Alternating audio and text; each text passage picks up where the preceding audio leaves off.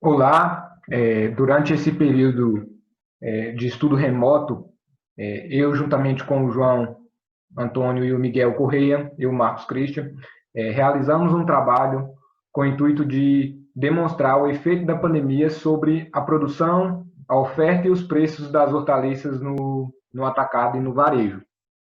E viemos agora apresentar os resultados que colhemos. Aqui nós segmentamos o trabalho com uma breve introdução a respeito do comércio das olerícolas. Apresentaremos a metodologia a qual utilizamos para levantar os dados e, por fim, iremos descrever os resultados e algumas considerações. A produção das hortaliças, por muito tempo, ela foi considerada como uma atividade puramente familiar ou de fundo de quintal, como comumente difundida, em função de algumas características que é peculiar a esse tipo de produção, que diferem muito a respeito das grandes culturas, seja anual ou perene. Uma das características é a grande sazonalidade, que influencia ou que afeta a produção. As questões ambientais também que deixa a produção dessas olerícolas um tanto quanto vulneráveis, e isso tudo impacta e reflete o preço final.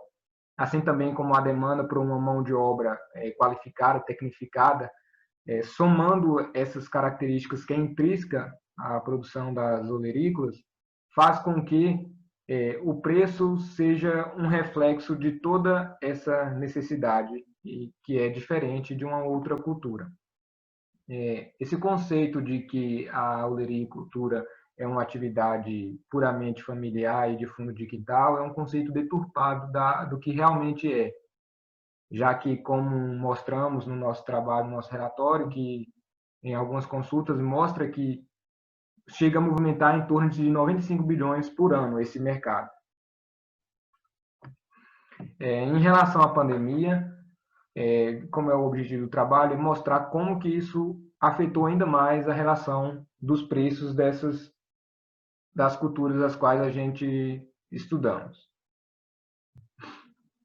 A metodologia utilizada no trabalho foi a consulta dos valores em redes de distribuição pela Central de Abastecimento de Minas Gerais, do CEASA, em consulta online, e a consulta no varejo foi ao supermercado do Rex, no shopping, na cidade de Lavras, entre o período de 7 de junho de 2020 até 14 de agosto desse mesmo ano. Aqui estão as culturas às quais a gente fizemos o levantamento: o tomate, a alface, a batata, a cenoura, a cebola, beterraba, o brócolis, a rúcula, a salsa, a mandioca, o alho e a cebolinha. E aqui, na forma de gráfico, alguns dos resultados. Podemos observar que as oscilações em relação à produção das olerícolas, ela não foi tão fortemente afetada, como o gráfico mostra. As oscilações não foram tão acentuadas. Com exceção aqui da produção de salsa e a produção de rúcula, que foi um pouco desuniforme, mas já o preço é um pouco diferente. Com esses gráficos é possível notar que no período quando se inicia diretamente os impactos aqui no Brasil da pandemia, podemos verificar nos gráficos um ponto de inflexão que faz com que comece a crescer o preço dessas olerícolas. Pode-se observar aí em todas as culturas que há nesse momento e no começo do ano de 2020, no ponto de janeiro, há um crescimento, uma tendência de crescimento da curva. Aí, com exceção da salsa, da mandioca e da cebolinha, que aparentemente mantém-se constante, todas as demais encontram-se no final de 2019 e início de 2020, um ponto de inflexão que inicia um crescimento no preço dessas culturas.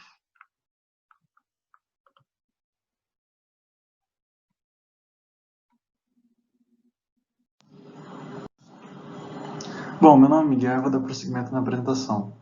foi utilizado o hack do shopping para ser pego as precificações. A coleta dos preços foi feita semanalmente, e a partir disso pode ser visto a precificação de junho, julho e agosto. Vale destacar que em junho os preços da batata, da cebola, do pimentão verde e do tomate tiveram alta variação de preço. No caso da precificação de julho, pode ser visto que a cebola, o brócolis e o pimentão verde foram os que tiveram maior variação. No caso de agosto, só o pimentão verde e a cebola tiveram essa variação. Vale destacar que em ambos os meses, as culturas da rúcula e da alface lisa, elas não tiveram oscilação de preço. Pelo fato de ser um cultivo hidropônico, isso será abordado mais para frente. Bom, como pode ser visto no slide anterior em separado, ao se juntar os dados dos 3 meses, pode ser visto com maior clareza que o pimentão verde, o brócolis, a batata e o tomate foram os que tiveram maior oscilação durante o período. Isso talvez seja pelo fato de, na estação passada, por ser caracterizado como de chuva, essas culturas podem ter sido feitas fora de estufa. E durante esses 3 meses pode ter sido um excesso de produção ao mercado. Ao analisarmos em comparação a alface lisa, a salsinha, a cebolinha e a rúcula, não tiveram uma variação tão considerável. Isso pode ser pelo fato de que uma padronização de produção para atender o mercado e a sua demanda específica naquele momento seja possível a partir do cultivo hidropônico. Essas culturas em geral são feitas a partir somente desse meio.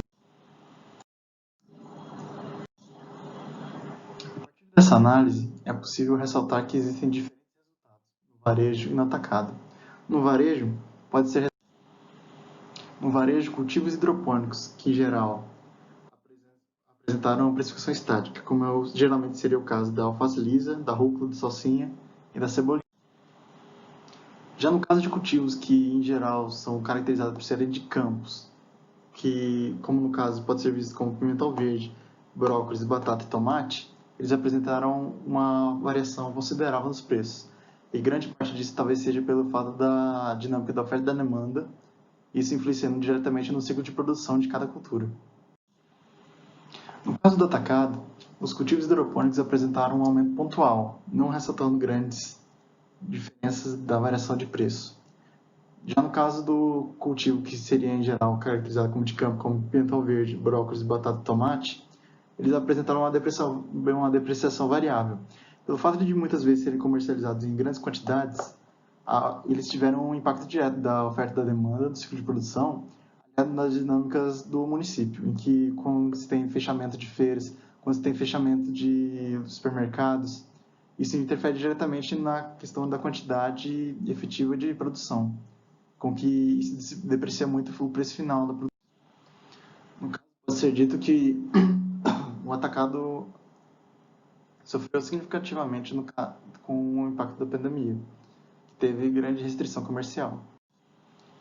Junto com o aumento tanto no varejo quanto no atacado de forma ponderada, digamos assim, uma certa margem pode ser dita dos dois.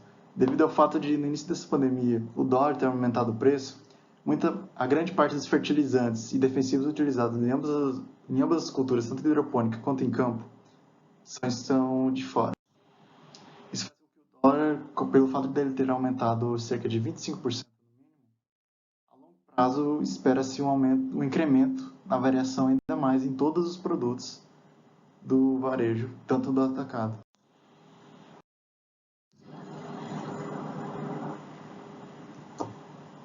Obrigado.